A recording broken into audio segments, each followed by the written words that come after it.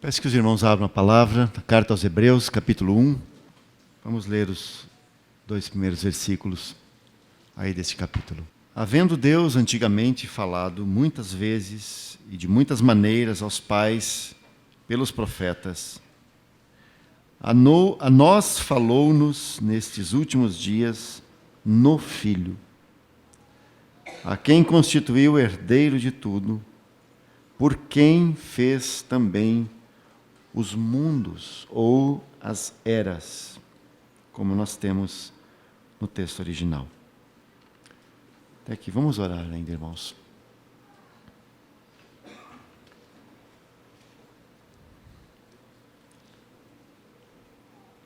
Te damos graças mais uma vez nessa noite, Senhor, pelo privilégio de nos reunirmos aqui e dedicarmos esses dias, essas horas que queremos passar aqui, dedicados a ouvir e a considerar a Tua Palavra. Nós rogamos que o Senhor possa nos dar entendimento da Tua Palavra. Rogamos que o Senhor possa abrir os nossos olhos, que nós possamos contemplar o Teu amado Filho, possamos perceber quão precioso Ele é, possamos mais uma vez ser ganhos para Ele, possamos mais uma vez ser ganhos para a centralidade dEle. Te entregamos esse tempo, pedimos a direção do Senhor, pedimos que Tu possas nos dar clareza quanto à Tua Palavra. Ganha a cada um de nós, conquista-nos, para que assim Teu propósito possa ser cumprido em nós e entre nós. Vem tocar profundamente as nossas vidas com Tua Palavra, Senhor. No nome desse Teu precioso Filho que nós oramos. Amém, Senhor. Amém. O assunto que nós temos diante de nós aí, irmãos, que foi proposto, que temos aí para tratar nessa conferência, o assunto que temos diz respeito ao testemunho de Deus na pessoa de Cristo e também na igreja. E pela graça de Deus nós vimos este assunto tocar e ser o interesse em alguns meios cristãos. Aliás, tem sido o interesse em muitos meios cristãos. Graças a Deus, isso é obra de sua graça. Isso é a obra que Ele tem feito nesses dias. Nós temos visto assim um interesse renovado e crescente pela pessoa de Cristo. É isso que nós vemos em muitos lugares, muitas localidades, irmãos se reunindo unicamente ao redor de Cristo Jesus. Não querendo nada mais, senão estar aos pés do Senhor, senão estar ao redor da pessoa de Cristo. Então, graças a Deus, isso é a graça de Deus, trazendo essa fome renovada pela pessoa de seu Filho. Ao mesmo tempo que isso acontece, nós percebemos também um grande afastamento dele num círculo assim muito maior. Considere, por exemplo, o tema que foi dado a esta conferência para famílias, né? O testemunho de Deus. E nós ficamos aqui surpresos assim com o interesse de muitos irmãos virem participar. Graças a Deus. Nós tivemos muitas pessoas que manifestaram interesse, se inscreveram, vieram, né? Tanto que nós temos aqui, assim, a lotação do local aqui é 250 pessoas. 250 cadeiras nós temos aqui. E nós temos aí 247, 248 irmãos inscritos, adultos, né? Fora as crianças, né? E houve até uma lista de espera, né, para esta conferência. Tá? Isso é obra de Deus. O Senhor está gerando nos seus fome pelo seu Filho. Agora, o tema que nós temos, que eu falei há pouco, o testemunho de Deus, não é exatamente um tema assim tão atrativo, né? do ponto de vista pragmático.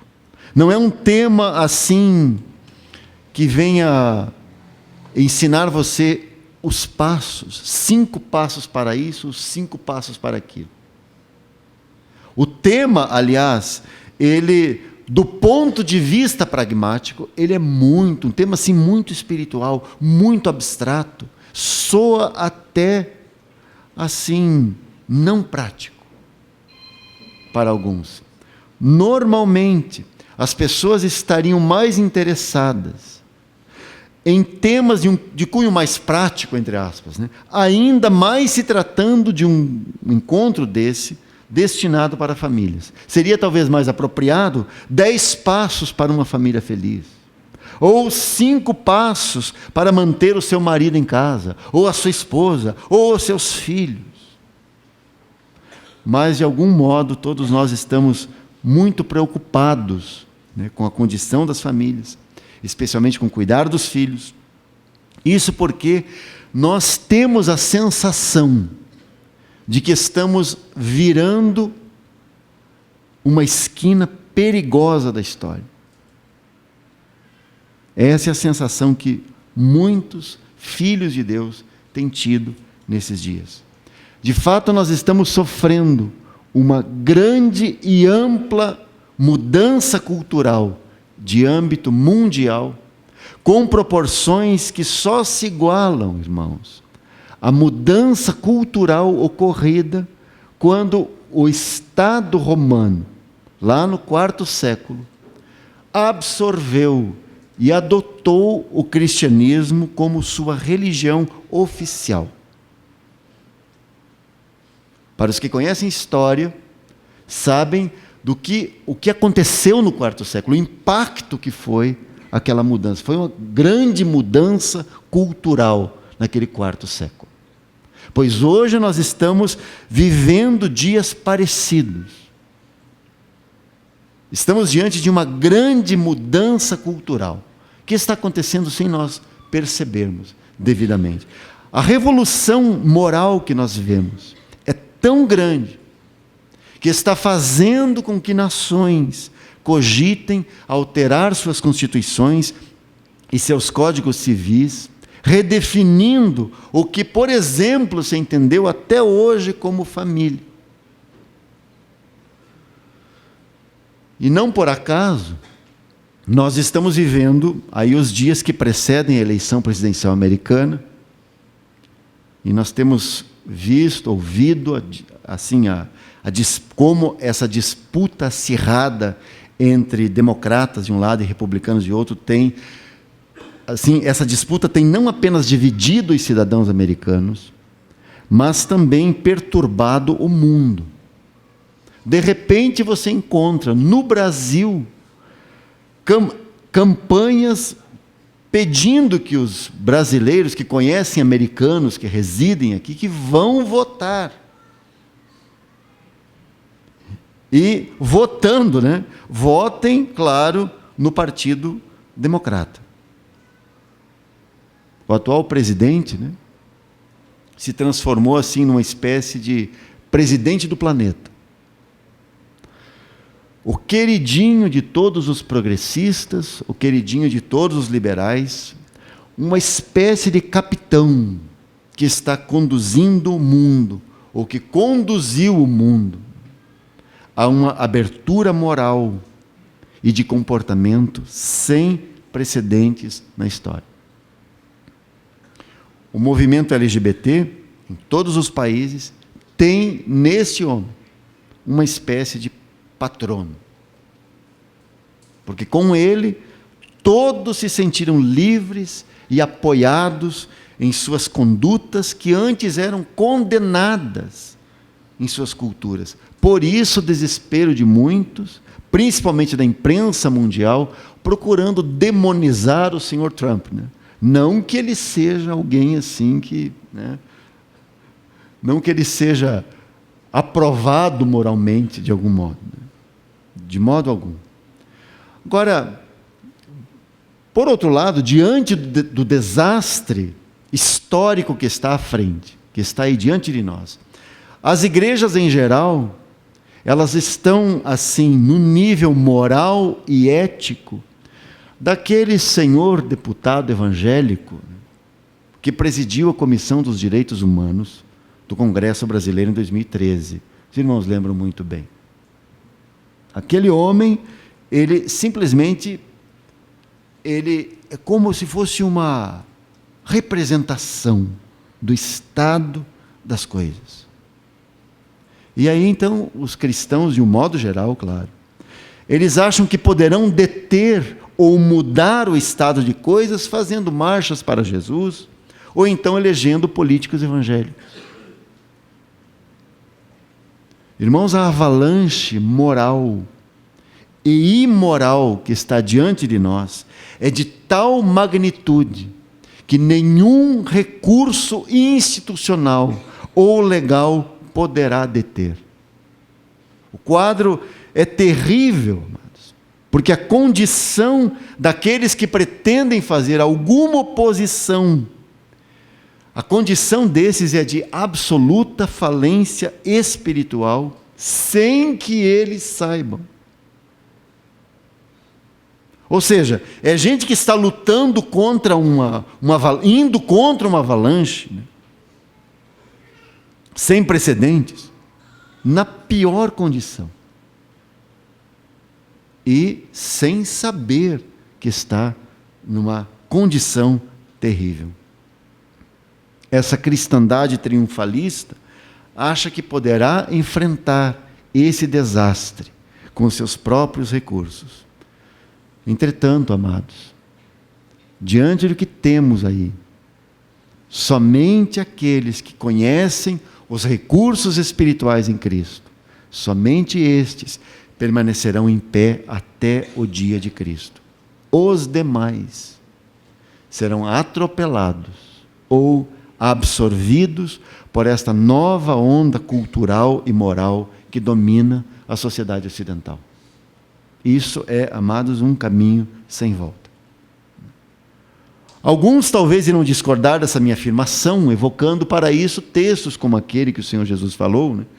Eu edificarei a minha igreja e as portas do inferno não prevalecerão contra ela. E isso é verdade, sim. Isso é verdade do ponto de vista eterno da igreja, como o corpo de Cristo espalhado por todas as nações. Sim, isso é verdade. Entretanto, considere que inúmeras vezes na história, irmãos, gerações inteiras de cristãos em situação de desvio foram simplesmente varridas de cidades, de regiões e de países. Sabe como? Através da absorção cultural.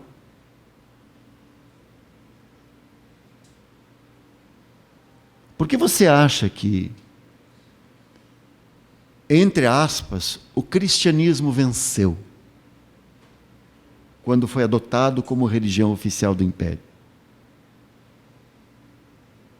É porque a conclusão a que Roma chegou é que quanto mais você persegue, mais eles crescem, mais eles se multiplicam. Qual é a saída? Como deter a absorção? Vamos absorvê-los, né? E foi o que aconteceu. Curiosamente, a perseguição nunca conseguiu eliminar a fé cristã. Se você conhece um pouco da história da igreja, você sabe o que foi a perseguição, especialmente no segundo século. Você sabe quão terrível foi aquela perseguição deflagrada pelo Estado contra os nossos irmãos lá. Pois essa perseguição não conseguiu detê-los, não conseguiu eliminá-los. Mas depois daquele casamento, no quarto século, aí acabou. E por isso você depois terá notícias de que gerações inteiras foram simplesmente varridas. Veja, por exemplo, onde está uma só de todas aquelas assembleias estabelecidas no primeiro século. Uma só. Nem Jerusalém sobrou. Onde estão as 7 igrejas da Ásia Menor, que o irmão citou aqui no começo? Onde está a Assembleia em Éfeso? Onde está a Assembleia em Corinto? Será que nós não temos uma grande lição para aprender aqui? Interessante que quando você considera aquele quadro de Apocalipse 2 e 3, você sabe que o desvio iniciou pelo abandono do primeiro amor. O que é o primeiro amor, amados? É o amor por Cristo mesmo. É o apego à sua pessoa. Onde nós vemos isso acontecer? Isso foi o princípio da queda. Isso foi Éfeso. Quando você chega em Laodiceia, você chega num cristianismo sem Cristo. Por isso você o encontra dizendo, aquela assembleia em Laodiceia, eis que estou à porta e bato.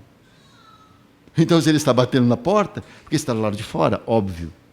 Se alguém ouvir a minha voz e abrir a porta, entrarei até ele.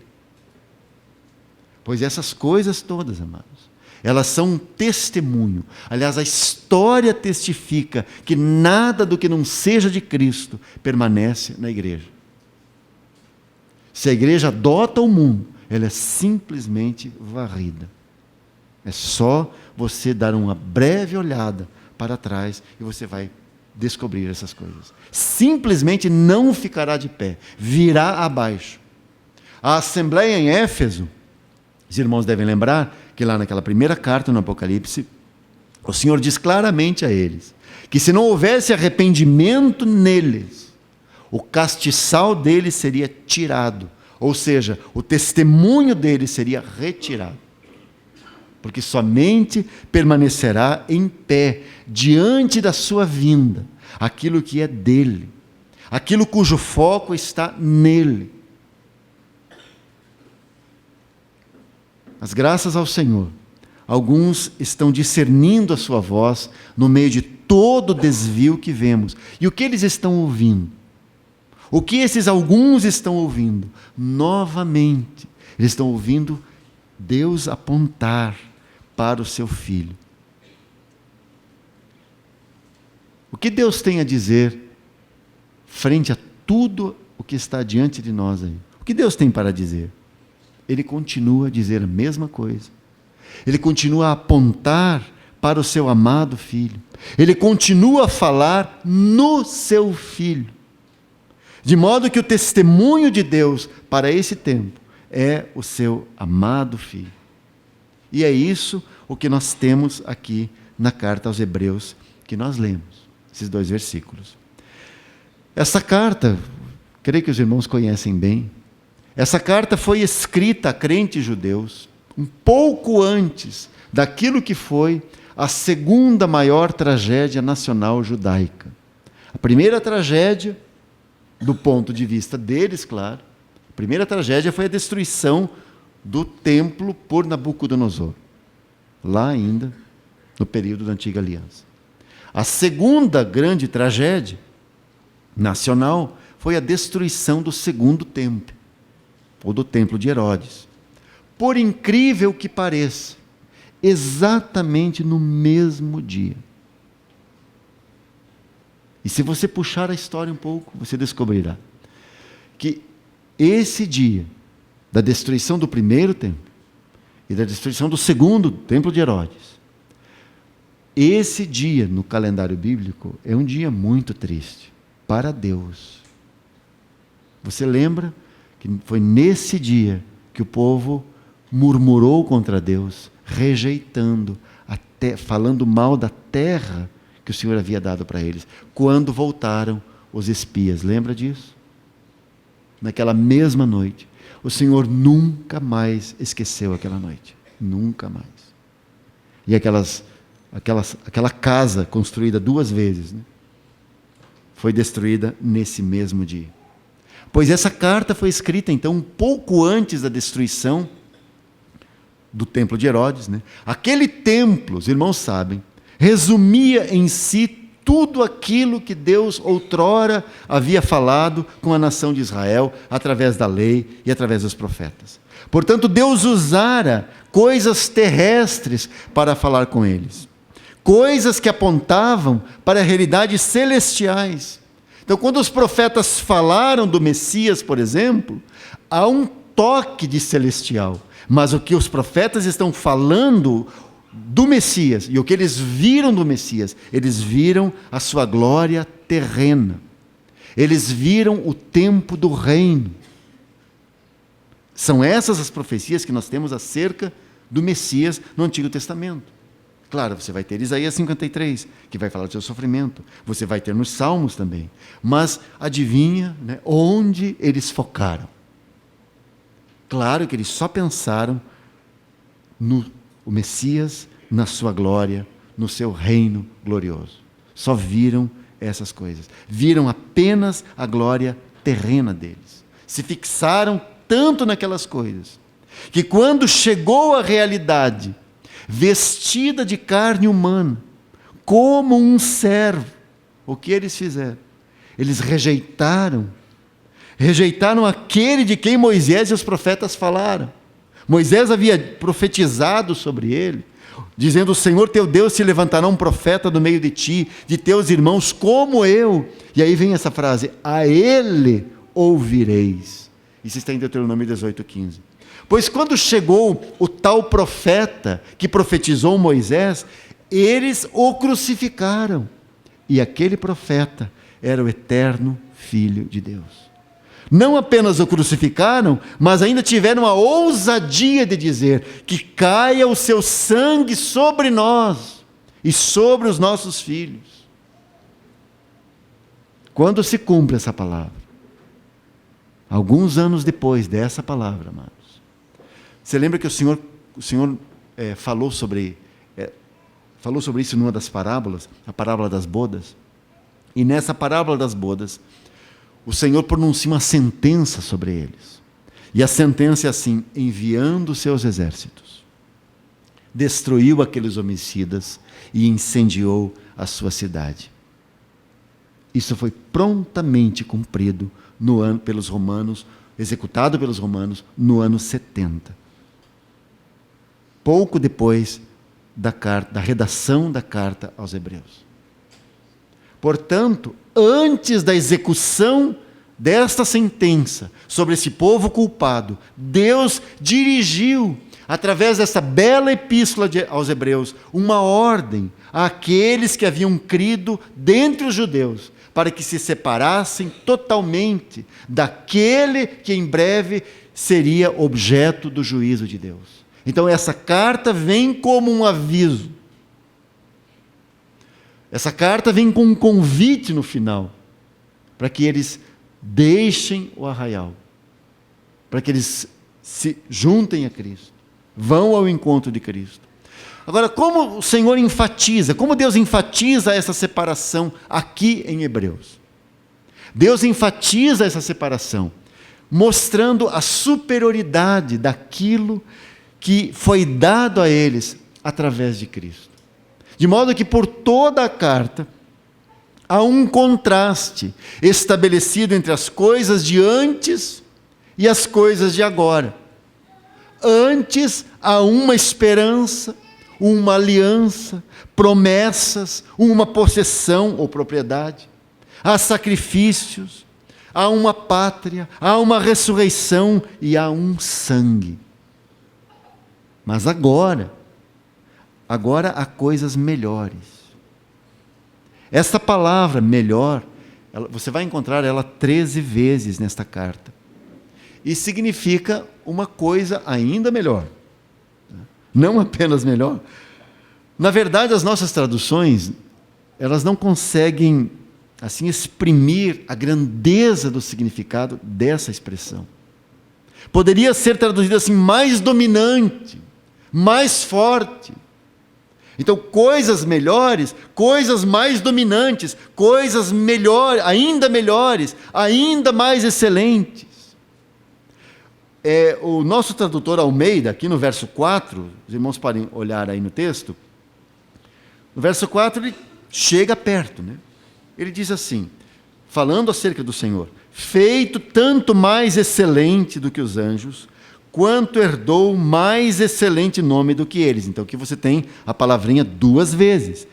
Quando ele traduziu aqui, feito tanto mais excelente, essa expressão se aproxima do significado do termo em grego. Tanto mais excelente. Você vai encontrar isso 13 vezes nessa carta. Então, aqui é dito, ao falar do Filho Eterno, que ele é tanto mais excelente do que os anjos.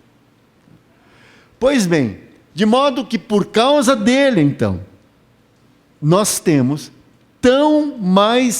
uma tão mais excelente esperança.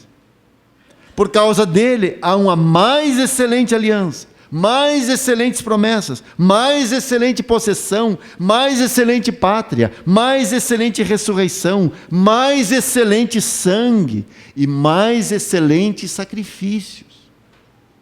Por causa deste tanto mais excelente que é o Filho de Deus. Cristo Jesus é então a causa das coisas tanto mais excelentes que eles têm agora. De modo que eles não perderam nada ao deixar para trás todo aquele sistema de coisas do judaísmo.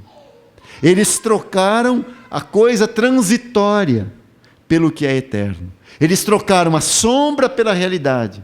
Eles trocaram o crepúsculo dos velhos tempos pelo alvorecer de um novo dia. As revelações ou comunicações parciais de Deus na antiga aliança deram lugar agora à revelação e comunicação completas no Filho. Por isso, o autor inspirado aqui começa dizendo, o verso 1, havendo Deus antigamente falado muitas vezes, e em grego significa em muitas partes ou em muitas porções, e de muitas maneiras aos pais pelos profetas, a nós falou-nos nestes últimos dias no Filho. E eu quero chamar a atenção dos irmãos aqui para perceberem a diferença que o Espírito Santo faz aqui. Antigamente é pelos profetas, é o que você tem aí na sua tradução. Nesses últimos dias, como que é? No Filho. Então, se a sua tradução diz pelo Filho, é uma tradução indevida, né? No Filho. Não diz que Deus falou nos profetas, mas diz que Deus falou pelos profetas. Do mesmo modo, não é dito que Deus falou pelo Filho, mas falou no Filho. E isso é o que diz exatamente o texto original. Por que é assim, amados? É que esse instrumento bendito, em quem Deus falou e continua a falar, este instrumento bendito, irmãos, é Deus. Por isso nós podemos afirmar que a intenção do Espírito Santo aqui, como em toda a Escritura, é enfatizar que o Messias não é apenas um Salvador, mas é Deus. Os judeus esperavam sim um Salvador. Os judeus esperavam sim um libertador. E como isso foi confuso para eles, como eles não conseguiram compreender a razão disso, e como eles não conseguiram compreender o modo de Deus fazer as coisas.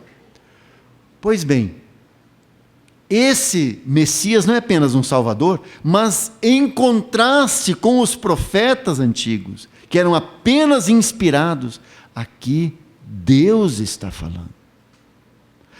Os profetas diziam, assim diz o Senhor. Aqui, esse diz, eu porém vos digo. Note que diferença. Então, aqui nessa carta, é demonstrada a grandeza da pessoa de Cristo. Aliás, tornar conhecida a grandeza da pessoa de Cristo é o tema do ministério do Espírito Santo numa assembleia. Qual é o trabalho do Espírito Santo numa assembleia, irmãos? O trabalho do Espírito Santo é mostrar, tornar conhecida a grandeza de Cristo a cada um dos membros de Cristo. Esse é o serviço, o ministério do Espírito Santo.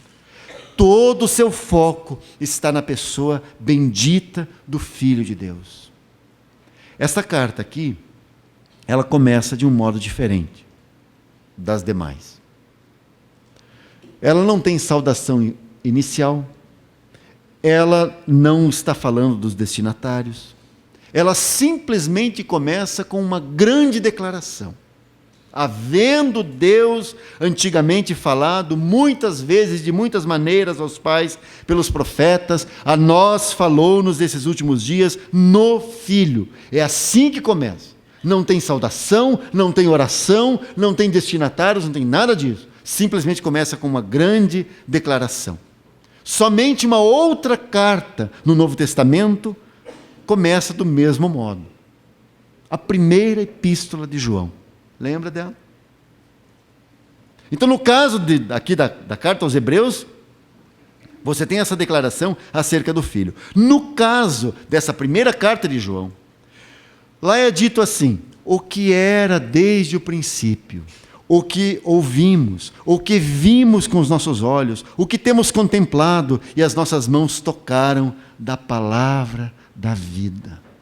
É assim que João começa essa sua primeira carta. No contexto da carta aos Hebreus, você tem aquele grande problema da atração pelo sistema religioso judaico. Esse namoro, né? De repente voltar para aquelas coisas de antes, daquele antigo sistema, e perdendo de vista a grandeza e a superioridade de Cristo. No contexto da primeira carta de João, nós temos uma outra situação. Enquanto a carta aos Hebreus foi escrita lá antes da destruição de Jerusalém, pelos romanos no ano 70, essa primeira carta de João foi escrita no final do primeiro século. É parte dos últimos escritos canônicos que nós temos no Novo Testamento. Qual é o contexto, amados? O contexto que nós temos aí em 1 João é o perigo da frieza do amor uns aos outros. A frieza do amor uns aos outros. E a consequente perda da verdadeira comunhão cristã. Mas qual foi a causa de tal situação? A causa, irmãos, foi a perda da visão de Cristo. Por isso João é tão enfático ao escrever sobre o que desde o princípio ouvimos da palavra da vida, como ele escreve. Então, como este preâmbulo aqui de 1 João tem uma perfeita ligação lá com o primeiro verso de Hebreus capítulo 1. A nós falou-nos nesses últimos dias no Filho. E lá João diz o que ouvimos da palavra da vida. É isso que nós compartilhamos. É isso que nós queremos repartir com vocês. Note como nós temos uma similaridade aí entre essas duas cartas. Dois momentos perigosos. Dois momentos de desastre. Qual é a saída? Para o que Deus aponta? Nas duas situações, para o seu Filho. Tudo aquilo que Deus deu antes, através dos profetas, tudo tinha um caráter parcial. Deus falou pelos profetas, e falando pelos profetas, Deus escondeu a si mesmo nas figuras, nos objetos e nos símbolos da antiga aliança. Assim, como Hebreus diz, de muitas maneiras Deus falou. Mas como Deus falou? Deus mais escondia a si mesmo que se mostrava. Porque na antiga aliança, tudo são sombras e figuras. Sombras, figuras e palavras, inspiradas sim pelo Espírito Santo, mas que intencionalmente mais ocultavam a Deus do que o revelavam.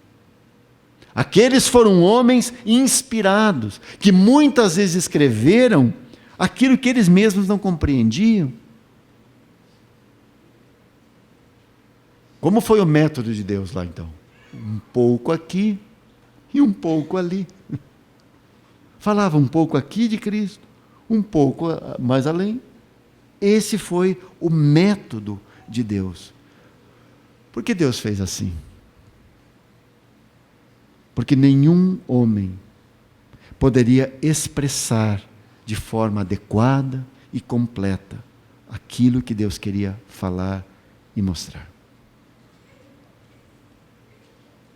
Se homens eram inadequados, do mesmo modo, qualquer ser existente, qualquer ser celeste, seria também.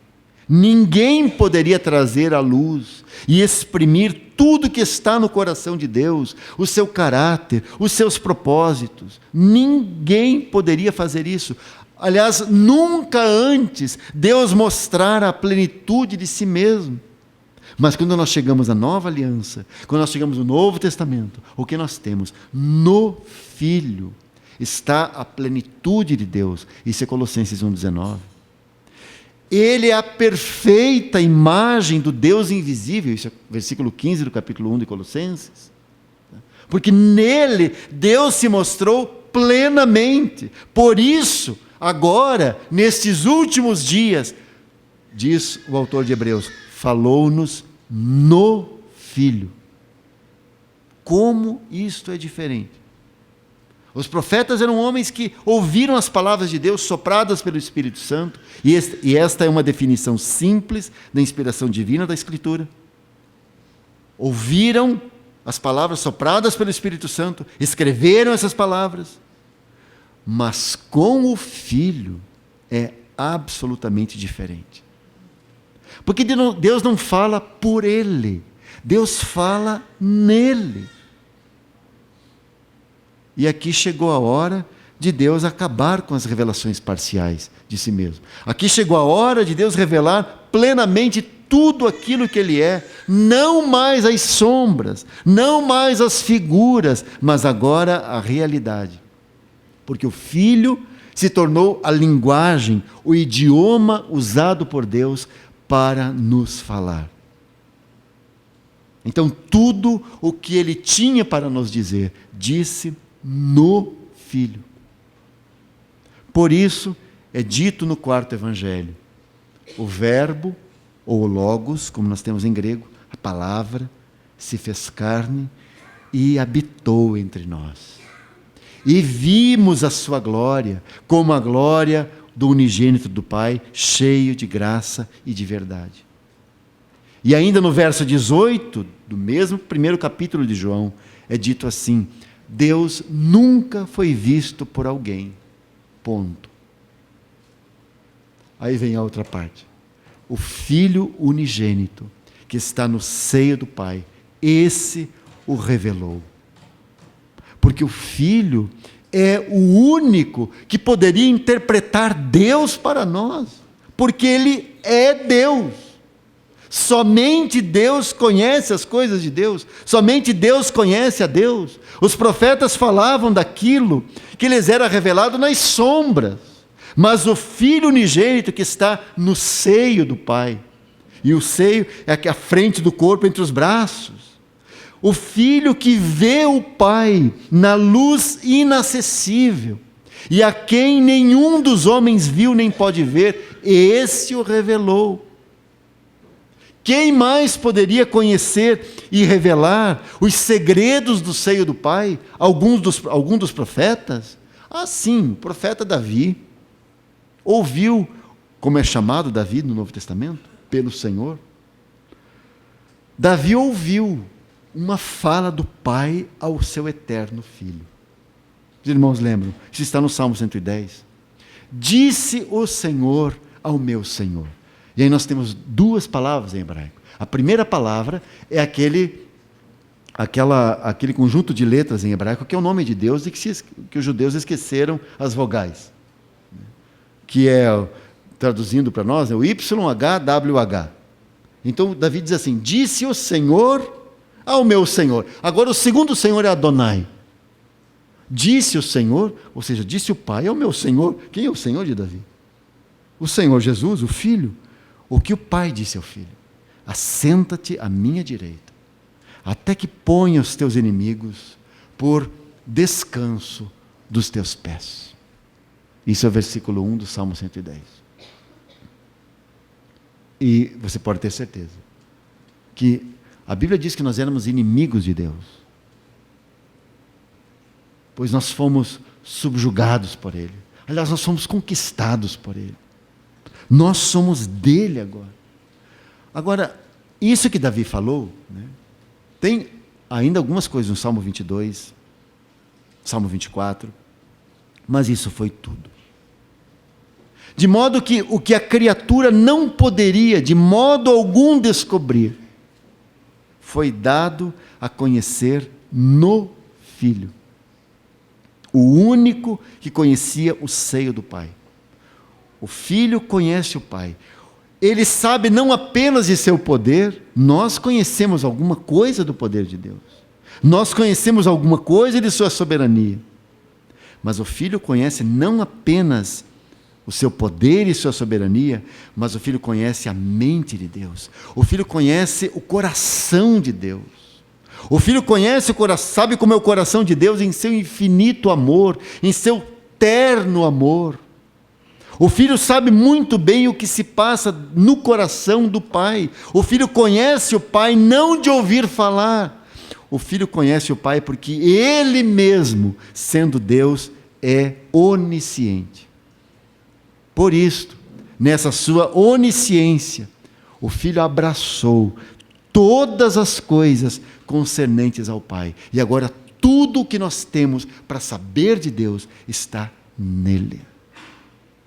Agora a fala de Deus está nele. Porque olha, amados, que conhecimento perfeito ele tem do seu Pai. Portanto, é o mais adequado para nos interpretar as emoções profundas da divindade. Ele é o mais adequado porque ele sonda as insondáveis riquezas de sua sabedoria e conhecimento. E quanto mais perto nos é trazido o coração de Deus, mais brilho tem o seu amor. Aliás, o que é o amor, irmãos? O que nós entendemos como amor? Nós sempre somos levados a definir o amor como aquele elo que liga um homem e uma mulher. Mas o que é o amor de fato? A primeira vez que nós temos menção ao amor na Bíblia está em Gênesis capítulo 22. E o que nós temos ali nesse capítulo? Nós temos a história de um pai e de um filho único. Essa é a história que nós temos ali. Nós temos a história de Abraão e a história de Isaac. A primeira vez que esta bendita palavra aparece na Escritura, pois vem falar exatamente do amor de um pai por seu filho. Deus diz assim a Abraão: toma agora o teu filho, o teu único filho, o filho a quem você ama, e oferece-o em holocausto. O filho, o teu único filho, o filho que você ama. Essa é a primeira vez que você vai achar, que você encontra a palavra amor na Bíblia. O amor está exatamente aí. A essência do amor está compreendida neste ponto, como o laço que une o pai e o filho. Antes que houvesse qualquer criatura, pensa comigo, antes que houvesse qualquer criatura para ser amada por Deus, o amor já estava lá, pleno, cheio, completo. Deus não precisava de uma necessidade. Deus não precisava que Adão pecasse, para então o amor surgir por aquela pobre criatura pecadora agora. Não, amados. O amor já existia na eternidade entre o Pai e o Filho. Aliás, o Senhor Jesus disse ao Pai, naquela oração de João 17, tu me amaste antes da fundação do mundo. Aqui está o Filho, revelando a si mesmo como o Filho eterno e como o amado do Pai. Na linguagem celestial, o Filho é aquele sobre quem o amor celeste repousa. E aqui nós somos levados para aquela cena junto ao Jordão, quando o Senhor foi batizado por João naquelas águas do Rio Jordão. E ali nós temos audivelmente o primeiro testemunho de Deus, o primeiro testemunho do Pai sobre o seu Filho. E Mateus nos registra o contexto que há ali, e Mateus diz assim que se lhe abriram os céus, e viu o Espírito de Deus descendo como pomba e vindo sobre ele. E então, eis que uma voz dos céus dizia, este é o meu Filho amado, em quem me comprazo, em quem eu tenho prazer. E as pessoas ali, junto do Jordão, ouviram aquela voz, mas a ninguém viram. Ouviram a voz, mas a ninguém viram, exceto o Filho. Porque é assim que o Pai quer que seja. Interessante que essa primeira fala do Pai, ela acontece no princípio do ministério do Senhor Jesus, no princípio dos seus 3 anos. Você tem o Pai autenticando, dando esse testemunho audivelmente acerca de seu Filho. Pois bem, quase um ano e meio depois, então no meio do seu ministério, o Senhor toma 3 dos discípulos mais íntimos e os leva para um alto monte e se transfigura diante deles. Pedro é um dos 3 que estão ali com o Senhor. E mais tarde ele registra na sua carta aquele episódio. E ele diz assim, nós vimos a sua majestade. E diz que eles viram e ouviram quando da magnífica glória, no formato de uma nuvem luminosa que os cobriu, eles ouviram essa voz que dizia, este é o meu amado Filho em quem me comprazo, escutai-o. Você lembra do que Moisés profetizou séculos antes? O Senhor teu Deus te levantará um profeta do meio de ti. A ele ouvireis, a este ouvireis. Aqui está o Pai tomando essa palavra, dizendo, escutai-o. Este é o meu Filho amado, em quem eu me comprazo, escutai-o. Este é o segundo testemunho de Deus acerca de seu Filho, testemunho este audível aos homens. Então o texto é muito interessante, porque o texto lá em Mateus 17 segue dizendo, e os discípulos ouvindo isto, caíram sobre os seus rostos, os 3, né? E tiveram grande medo. E aproximando-se Jesus, tocou-lhes e disse, levantai-vos e não tenhais medo. E agora, na sequência, vem aquilo que é a intenção do Pai. Então, se imagina que eles caíram, né? Sobre os seus rostos, taparam o rosto, taparam os olhos, tal, apavorados com aquilo que estava diante deles, com medo. O Senhor disse para eles levantarem, não temerem. E aí diz o texto que eles, erguendo eles os olhos, ninguém viram, senão unicamente a Jesus. A ninguém viram, senão unicamente a Jesus. E quem estava ali? Moisés e Elias. A lei e os profetas. A ninguém viram, exceto Jesus. Essa é a intenção do Pai. E ainda um terceiro testemunho, que dessa vez foi exclusivo ao Filho. Agora a fala do Pai vem no final do seu ministério. Então você tem no começo, no meio e agora no final. E nesse final foi dias antes da sua crucificação. Ele ora ao Pai, ao mesmo tempo que fala do seu sofrimento logo a seguir, e ele ora assim dizendo: Pai, glorifica o teu nome. Então veio uma voz do céu que dizia: já o tenho glorificado e outra vez o glorificarei. Isso é João 12, 28. Aparentemente, a multidão reunida ali ouviu, mas não entendeu as palavras. Aliás, alguns acharam que era um trovão e outros que um anjo tinha falado com ele. E desta vez o Senhor Jesus disse que aquela voz não tinha... Jesus falou assim: não veio esta voz por amor de mim, mas por amor de vós. Então o Pai dá mais um testemunho. Irmãos, tudo isso está incrivelmente ligado com o fato declarado em Hebreus capítulo 1. Que o Filho se tornou o porta-voz da divindade. Na verdade, mais que um porta-voz, visto que ele próprio é também o que ele mesmo expressa. Portanto, a partir desse momento, ele é o Filho que fala e nós o ouvimos. Sendo assim, o testemunho de Deus se estabelece em Cristo Jesus. Nele está tudo o que Deus quer falar conosco.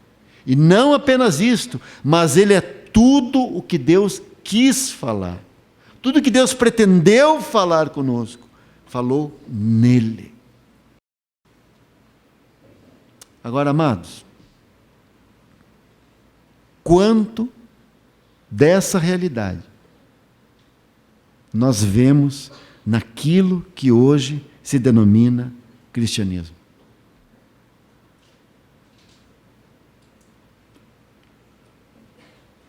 Vocês sabem que se o significado deste ensino, de que tudo que Deus quer falar conosco está no seu Filho, se isso fosse recebido como uma revelação, todo o formato do cristianismo, como geralmente é aceito hoje, seria impossível de prosperar.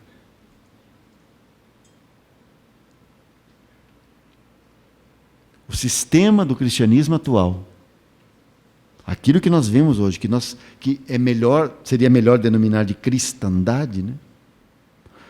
O sistema que nós vemos hoje se formou e se mantém porque Cristo foi removido da posição como aquele onde Deus fala.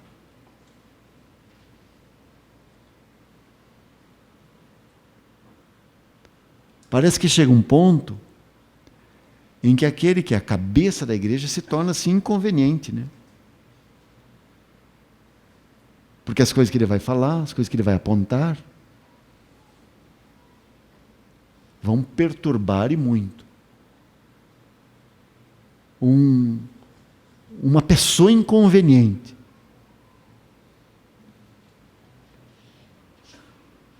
De fato, foi removido da sua posição. Por isso eu falei aqui no começo sobre a condição daquele cristianismo sem Cristo, que representa a Laodiceia. Com ele, do lado de fora. Quantos filhos de Deus hoje estão enredados com as coisas sobre Jesus e distantes da pessoa dele? Quantos hoje estão perdidos no meio de sistemas denominacionais, vazios de Cristo, cheios de atividades, cheios de obras, mas vazios de Cristo? Quantos hoje estão seduzidos por uma unidade larga demais, uma unidade capaz de sobreviver sem a pessoa e os reais interesses de Cristo, tudo para ficar bem nos relacionamentos? Vocês sabem, irmãos, que até os anos 90, começo dos anos 90, você raramente ouvia falar sobre unidade da igreja numa cidade. Isso era um assunto não tratado, não falado. Havia sim algumas instituições que congregavam pastores, tal, mas isso dali era uma mera associação fraterna. O tema unidade não se falava. Desde o começo dos anos 90 para cá, foram surgindo grupos defendendo a unidade e orando pela unidade, buscando a unidade, assim, quase que em cada cidade deste país. E não apenas deste país, né? E sabe, irmãos, eu já vi grupos como esses se levantarem, terem uma certa prosperidade, ou assim, conseguirem algum ganho, e logo em seguida eles afundam. E aquilo se transforma numa instituição. Porque você pode perfeitamente buscar e abrir, e assim, formular uma unidade larga demais, capaz de sobreviver sem a pessoa de Cristo. Você já pensou nisso? Uma unidade muito parecida com aquela unidade da Torre de Babel, lembra? Ali havia unidade. Se falavam a mesma língua, mas sem Deus. Capaz de sobreviver, de seguir em frente, sem levar em consideração os reais interesses de Cristo. Quantos de nós estão de fato interessados no testemunho de Deus sobre seu Filho, sabendo que é nele que Deus fala? Quantos de nós de fato estão interessados nesse grande fato que Deus acerca das coisas que Deus testifica de seu Filho? Ele mesmo disse, né? O Senhor Jesus falou aos judeus: examinais as Escrituras, porque vós cuidais ter nelas a vida eterna, e são elas que de mim testificam. E o Senhor disse isso aos judeus que o interpelaram em Jerusalém por causa de uma cura em dia de sábado. Lembra dessa história? Então, ele vinha falando ali para eles acerca do testemunho do Pai acerca dele. E aí perceba as palavras aqui aos judeus: examinais as Escrituras, porque vós cuidais, vós pensais ter nelas a vida eterna. Ou seja, eles achavam que por terem as Escrituras, já tinham a vida eterna. E o Senhor diz assim: mas são elas que de mim testificam. Vocês estão buscando encontrar algo nela, mas o foco delas está em mim. Vocês acham que vocês têm vida eterna porque vocês têm as Escrituras? Não, elas testificam de mim. Eles não perceberam que as Escrituras estavam realmente falando acerca dele. Quantos filhos de Deus leem e pesquisam a Bíblia, procurando paz, procurando consolo, procurando segurança, procurando encorajamento, procurando ânimo. Eles memorizam versículos para usar no dia da adversidade. Então citam para si mesmos aqueles versos. Mas por acaso, irmãos, é para isso que a Bíblia chegou até nós? Será que não seria por acaso para que o Espírito Santo tome essas palavras sagradas e nos apresente nelas o bendito Filho de Deus? Que coisa tremenda quando o Espírito Santo tomou as Escrituras e mostrou o Senhor Jesus para Saulo de Tarso. Ah, esse homem nunca mais foi o mesmo. Aliás, esse homem foi mesmo capaz de enfrentar toda a oposição, perseguição, incompreensão. Foi capaz de perder tudo.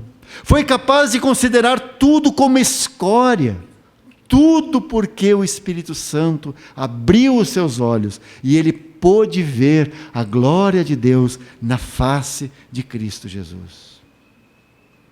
Eu quero concluir aqui, amados, somente uma visão de Cristo nos manterá de pé diante do desastre que se aproxima de nós. Somente uma visão de Cristo nos manterá de pé diante do desastre que está aí à frente. Interessante que, capítulo 2 de Hebreus, verso 1, nós temos uma espécie de conclusão das palavras que ele começou no versículo 1 do capítulo 1. E por isso no capítulo 2 você diz assim: portanto, por causa do que ele veio falando até aqui, convém-nos atentar com mais diligência para as coisas que já temos ouvido, para que em tempo algum nos desviemos delas. E aí vem uma pergunta que nós temos mais à frente: como escaparemos nós, se não atentarmos para uma tão grande salvação? É desse modo que o autor de Hebreus conclui o que começou no capítulo 1, versículo 1. Então, tudo o que Deus tem para nos falar está em seu Filho. Todos os recursos, tudo o que precisamos, nos foi dado unicamente nele. Por isso, todo o testemunho de Deus está nele. Ele é tudo o que Deus tem para nós. Ele é tudo o que Deus tem para nos dizer. Escutai-o. Esse é o testemunho do Pai acerca de seu Filho para nós também. Escutai-o. Você consegue ouvir a voz do Pai no Filho?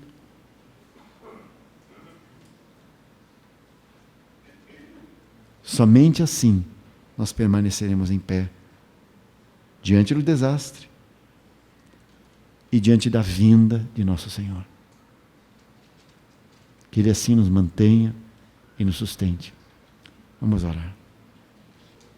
Nós te damos graças, Senhor, pelo alto privilégio que nós temos.